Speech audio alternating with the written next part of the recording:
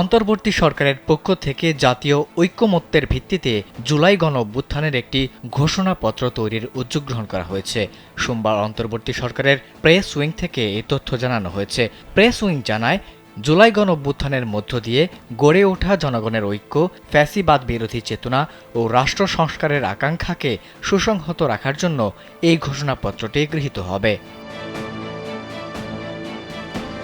Press wing আরও জানায়, গণঅভ্যুত্থানে নেতৃত্ব দেওয়া বৈষম্য বিরোধী ছাত্র আন্দোলন সহ অংশগ্রহণকারী সকল শিক্ষার্থী, রাজনৈতিক দল ও পক্ষের মতামতের ভিত্তিতে ঘোষণাপত্রটি প্রস্তুত করা হবে। এতে জুলাই গণঅভ্যুত্থানের পরিপ্রেক্ষিত ঐক্যের ভিত্তি ও জনগণের অভিপ্রায় ব্যক্ত হবে। স্যান্ডেলিনা সো, রূপচর্চায় আভিজাত্য।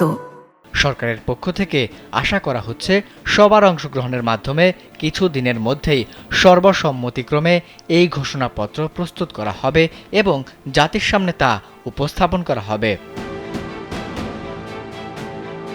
এর আগে রোববার প্রধান উপদেষ্টার প্রেস সচিব শফিকুল আলম বলেন, জুলাই বিপ্লবের ঘোষণাপত্রকে তারা বেসরকারি উদ্যোগ হিসেবে দেখছেন।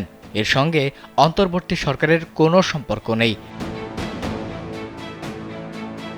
গেল শনিবার সন্ধ্যার পর ৩১ ডিসেম্বরকে সামনে রেখে সামাজিক যোগাযোগ মাধ্যম ফেসবুকে একের পর এক রহস্যজনক স্লোগান লিখেছেন বৈষম্য বিরোধী ছাত্র আন্দোলন ও জাতীয় নাগরিক কমিটির সদস্যরা।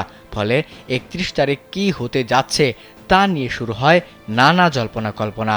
পরে রোববার দুপুরে এক সংবাদ সম্মেলনে জুলাই বিপ্লবের ঘোষণাপত্র প্রকাশ রাখার কথা জানায় বৈষম্য বিরোধী ছাত্র আন্দোলন।